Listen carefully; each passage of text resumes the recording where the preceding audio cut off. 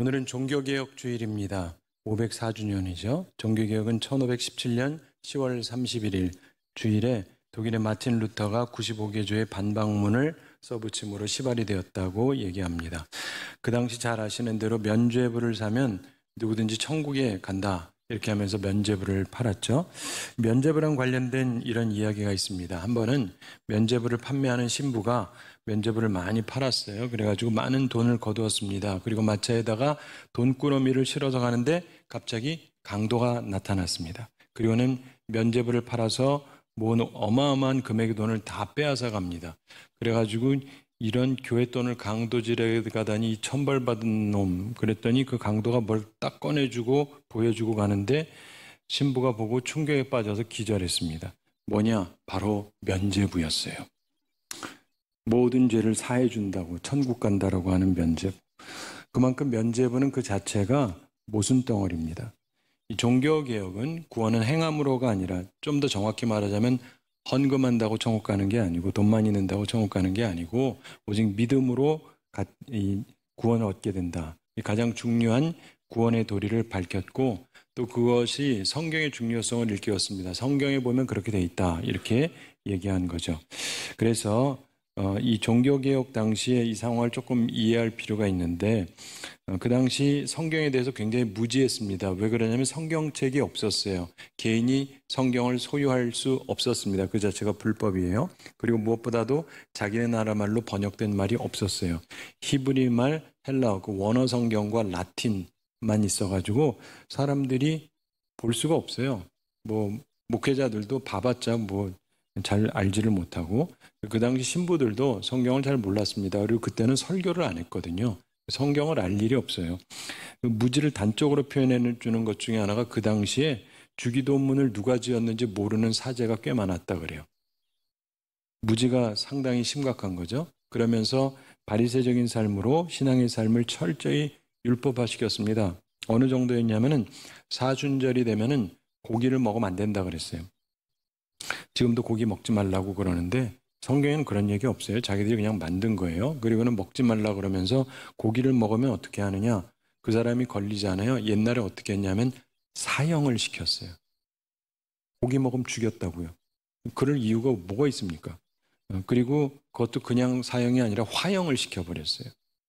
그러니까 무지하게 무식하게 사람들을 억압을 한 거예요. 참으로 무지하고 악한 세상이었습니다. 따라서 종교개혁이 절대적으로 필요했던 것입니다. 우리는 천국과 지옥을 믿죠. 참고로 천주교에서는 그 중간에 연옥이라는 교리를 갖고 있어요. 우리 개신교는 믿지 않습니다.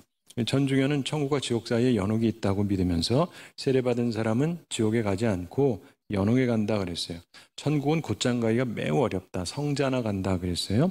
그래서 연옥에서 고통을 받고 거기서 시련을 당한 후에 정결해져서 한층 한층 올라가서 결국 천국까지 갈 수 있다, 이렇게 생각했습니다. 지금도 그 교리를 가지고 있어요. 근데 종교개혁 당시에 교회가 굉장히 타락해서 돈을 모으기 위해서 죄를 사해준다, 이런 면죄부를 팔았던 것입니다. 다시 말해서 천국으로 곧장 갈 수 있다 이거예요. 헌금만 많이 하면. 면죄부를 사면 자신의 죄는 말할 것도 없고 심지어 죽은 사람의 죄도 해결이 된다. 그래서 연옥에 있는 여러분 부모나 형제들이 있다면 여러분이 헌금만 하면 당장 천국으로 간다, 이러면서 헌금하라 그랬어요. 그 사람들이 좀 하게 되지 않겠습니까? 이런 면죄부 판매를 했던 동기가 뭐냐면, 그 당시에 지금 로마 가면 유명한 베드로 성당 있어요. 그거 지으려고 그랬던 겁니다. 어마어마하게 지었거든요.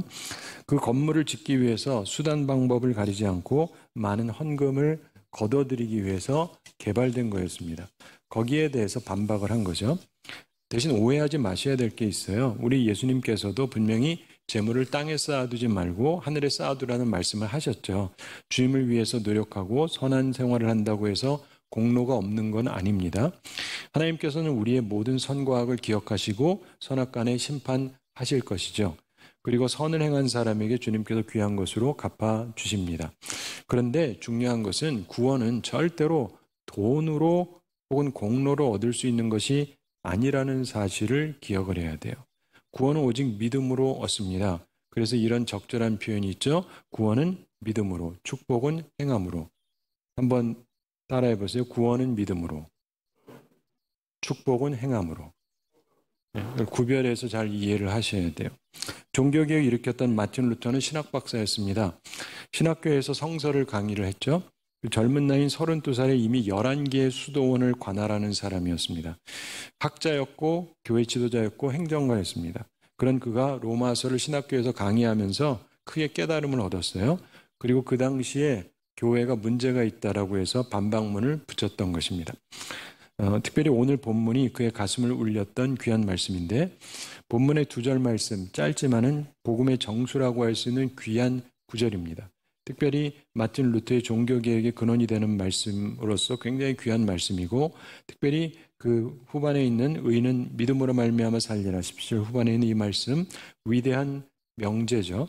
이 말씀은 구약에도 나오는 말씀이에요. 신약에 있는 말씀이고, 이 말씀 속에서 우리는 3가지 중요한 단어를 접하게 됩니다. 참으로 바울의 사상과 신앙의 3대 기초인데 여러분이 이거를 기본적으로 잘 이해하시게 되기를 바랍니다. 우선 의인은 믿음으로 말미암아 살리라, 여기서 처음 나오는 단어 의인에 대해서 조금 생각해 볼 필요가 있습니다. 이걸 우리가 잘 이해할 필요가 있어요. 성경에 보면 의인이 나오면서 또 어떤 데는 의인은 없나니 하나도 없다 그러거든요. 그래서 그 의인이라고 말할 때 조금 의미가 달라져요. 참고로 세상 사람들이 이런 질문을 합니다. 선을 행하면은 천국 가고 영생을 얻고 악을 행하면 영벌을 받고 지옥 가고 이래야 맞는 게 아니냐. 대부분의 종교들이 사실 그렇다고 이야기를 하죠. 근데 우리 기독교만 좀 다르게 얘기해요. 예수님 믿느냐 안 믿느냐로 판결이 난다, 이런 얘기를 해요. 그래서 좀 지식적인 사람들이 거기에 대해서 좀 불만을 토로합니다. 그런데 잘 이해하실 필요가 있는데 기독교도 가르침이 다른 게 아니에요. 동일해요. 그렇지만 결론은 그렇게 나올 수밖에 없는 거예요. 좀 깊은 이해가 필요합니다. 오해하지 마시고 성경을 잘 보셔야 되는데 시간상 제가 몇 구절만 말씀드릴게요. 성경 한번 보시기 바랍니다. 지금 로마서 1장을 보면서 2장을 보겠는데 2장 6절을 한번 살펴보시기 바랍니다. 2장 6절 함께 읽어보겠습니다. 하나님께서 각 사람에게 그 행한 대로 보응하시되, 자, 행한 대로 보응한다 이렇게 말씀하죠. 자, 그러면 의인은 행함으로 살리라 이러셔야 되는데 왜 의인은 믿음으로 말미암아 살리라 그럴까요? 이유는 로마서 3장 9절을 보면 됩니다. 3장 9절 함께 읽어보겠습니다. 그러면 어떠하냐? 우리는 나으냐? 유대인이나 헬라인이나 다 죄 아래에 있다고 우리가 이미 선언하였느니라. 믿는 자나 안 믿는 자나 다 죄 아래에 있다. 그러면서 3장 10절 함께 읽어보겠습니다. 기록된 바 의인은 없나니 하나도 없으며, 이게 유명한 말씀이죠. 의인은 없나니 하나도 없다. 완전한 사람은 없다. 12절 함께 읽어보겠습니다. 다 치우쳐 함께 무익하게 되고 선을 행하는 자는 없나니 하나도 없도다. 자, 이게 무슨 말입니까? 선하면 돼요. 문제는 온전한 선을 행하는 의인은 세상에 하나도 없어요. 목사인 저도 그렇고 다 죄 아래에 있습니다. 그게 성경의 선언입니다. 그러면서 3장 23절에서 설명하죠. 함께 읽어보겠습니다. 모든 사람이 죄를 범하였음에 하나님의 영광에 이르지 못하더니.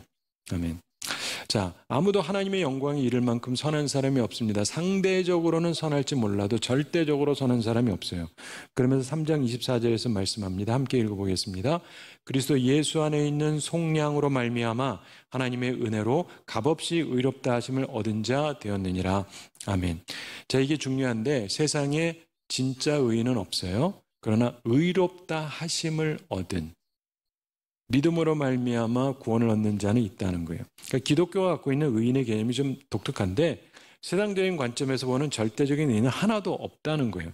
그러나 의롭다 하심을 얻은 의인은 있다. 그렇게 칭해지는. 그래서 아브라함도 그렇다고 설명합니다. 로마서 4장에서 그렇게 얘기해요. 4장 3절 한번 읽어보실까요? 4장 3절. 성경이 무엇을 말하느냐? 아브라함이 하나님을 믿음에 그것이 그에게 의로 여겨진 바 되었느니라. 아멘. 그러니까 믿었기 때문에 의인 취급해 주신다 이거예요. 그러면서 5장 1절 함께 읽어보겠습니다. 5장 1절. 그러므로 우리가 믿음으로 의롭다 하심을 받았으니 우리 주 예수 그리스도로 말미암아 하나님과 화평을 누리자. 아멘. 우리가 믿음으로 의롭다 하심을 얻는다. 칭의라는 거죠. 그냥 그렇게 칭해 주시는 것일 뿐이에요. 아브라함도 믿음으로 의롭다 하심을 얻었습니다. 그래서 우리 기독교에서는 믿음을 중시하는 거예요. 왜냐하면 행함이 중요한데 행함으로 완벽한 의인은 하나도 없어요. 성경에서 얘기하는 의인이라는 것은 믿음이 있는 사람이라서 하나님이 의인이라고 칭해 주실 뿐인 거예요. 이걸 잘 이해하셔야 됩니다. 그래서 우리가 믿음으로 의인이 되는 거예요. 좀 더 정확히 말하면 의롭다고 하심을 얻은 의인. 그냥 그렇게 칭해 주실 뿐인 거죠. 여기에 대해서 루터가 이렇게 설명합니다. 우리 자신의 의가 아니라 밖으로부터 오는 의, 우리 자신에게서 우러난 의가 아니라 우리를 초월한 곳에서 오는 의, 이 땅에 속한 것이 아니라 하늘에서 내려오는 의, 이렇게 설명을 합니다. 우리 게 아니에요. 하나님의 아들 예수님으로부터 우리가 입는 것일 뿐이죠. 천국에 가면 세마포 옷을 입는다 그러잖아요. 사랑하는 성도 여러분, 오늘 이렇게 주님 전에 우리가 택함 받고 이렇게 주님 앞에 나와 예배드린다. 참 은혜 받은 사람들입니다. 우리가 누구보다도 완벽해서 행동이 착해서 선해서 그런 것이 아니고 그냥 하나님께서 의롭다고 여겨주셔서 하나님의 자녀가 된 거죠. 여기 와서 예배드릴 수 있는 것이고 그것을 우리가 감사해야 되는 것입니다. 이걸 깨달은 사건이 종교개혁 사건이에요. 그러면서 의인은 믿음으로 말미암아 살리라. 이 말씀에서 두 번째 중요한 단어가 믿음입니다. 자, 믿음으로 말미암아 의롭다 여김을 받는다. 여기서 믿음이라고 하는 것이 무엇이냐? 이런 우스갯소리가 있어요. 어떤 신학생이 있는데 아가씨랑 서로 사랑을 했습니다. 근데 그 아가씨 부모가 적극적으로 반대를 해요. 너무 고생할 것 같아서. 그래서 근데 그 부모가 그래도 이 젊은 전도사 설교나 한번 들어보자.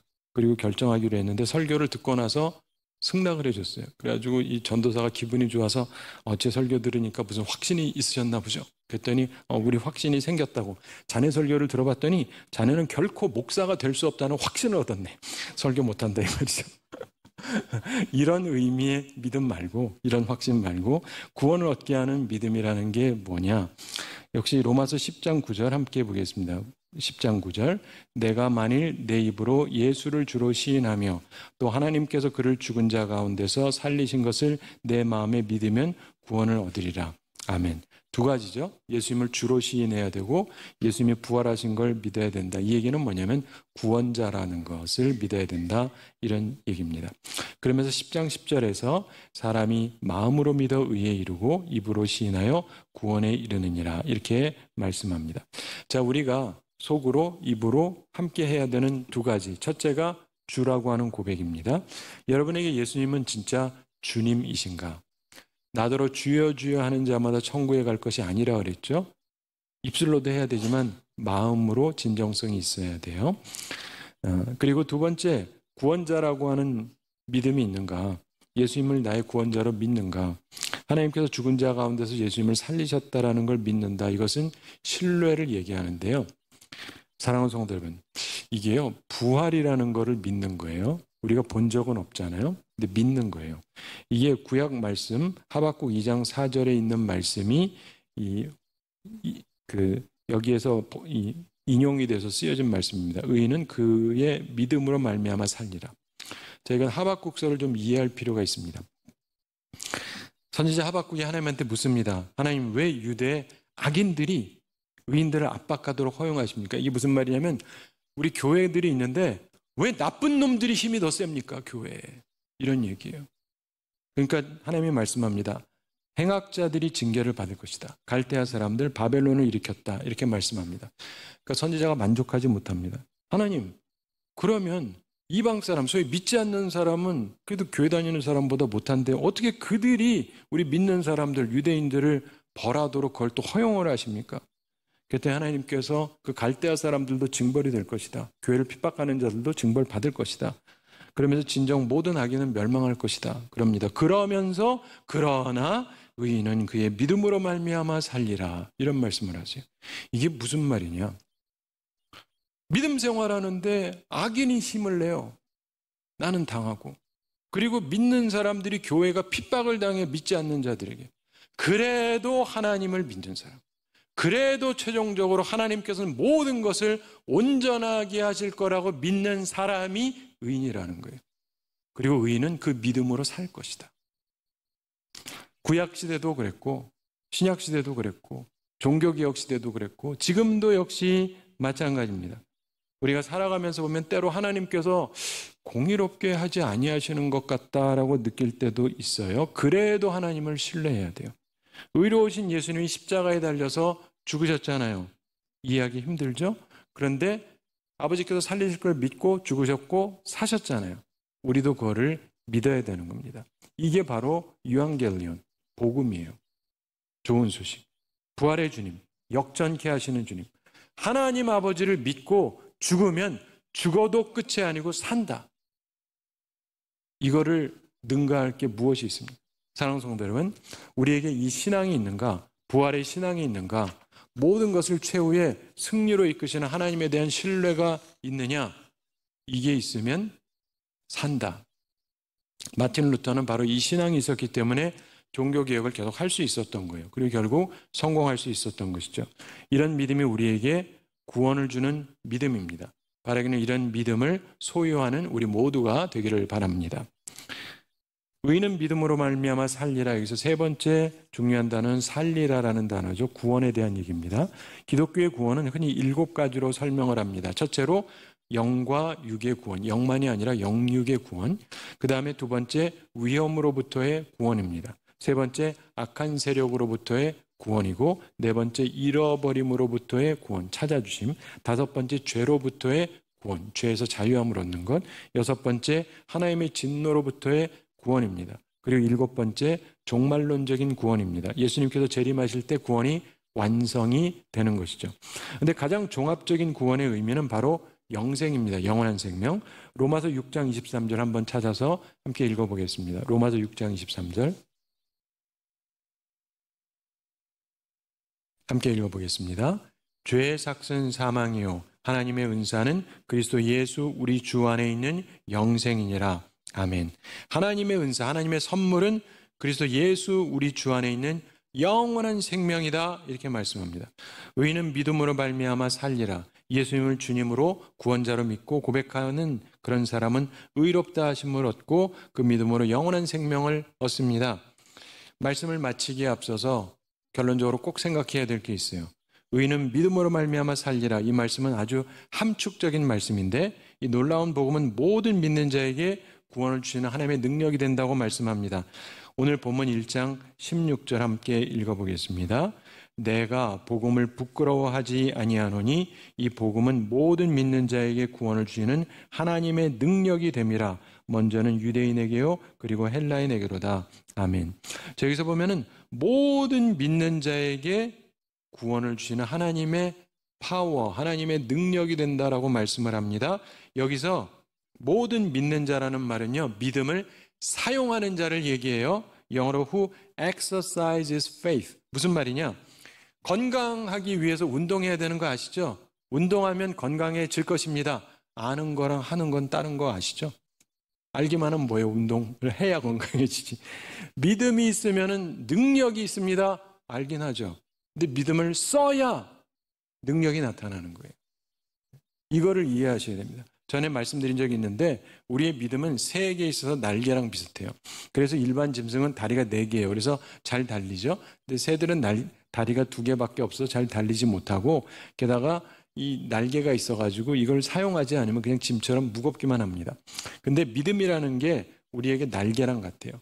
이걸 불평하지 말고 이거를 사용해야 돼요. 그럼 하나님의 뜻을 알게 됩니다. 사용하면 하늘을 날 수 있어요. 뛰는 게 아니라 전혀 다른 세계를 경험하게 됩니다. 복음, 좋은 소식, 부활, 역전승 이거를 알기만 하고 끝나지 마시고 믿고 사용하셔야 돼요. 그러면 뛰는 놈 위에 나는 놈이 있다는 게 뭔지를 알고 보여주게 됩니다. 꼭 그거를 사용하시기 바랍니다.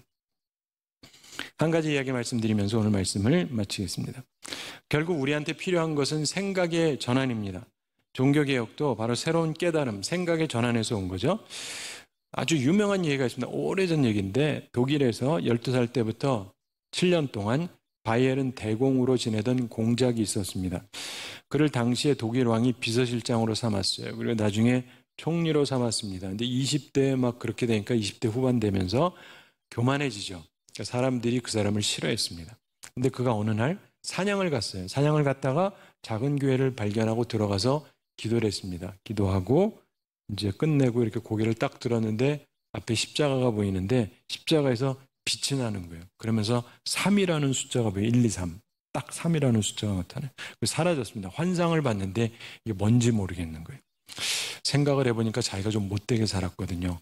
너 살 날이 3일밖에 안 남았다 이거라고 생각을 했어요. 살 날이 3일밖에 없으니까 어떻게 살았겠어요? 주님 봐야 되니까 천사같이 살았습니다. 3일이 지났는데 안 죽었어요. 그래가지고 3개월인가 보다. 그래가지고 계속해서 착하게 살았습니다. 그러니까 왕도 좋아하고 국민도 좋아하고 다 좋아해요. 천사같이 사람이 변했으니까. 근데 3개월이 되는데 또 안 죽어요. 그래서 이게 3년인가? 이렇게 생각을 했어요. 그리고는 역시 천사처럼 살았습니다. 그러니까 왕도 좋아하고 신하도 좋아하고 백성도 좋아하고 모두의 칭송을 받았습니다. 근데 왕이 병이 들어가지고 죽게 됐어요. 그러면서 다음 왕으로 그 젊은 총리를 세워라 이런 유언을 남겼습니다. 신하들도 좋아하고 국민들도 다 기뻐했습니다. 그러면서 그가 왕이 됐는데 왕이 된 날이 그가 십자가에서 삼자 보고 3년 된 날이었대요.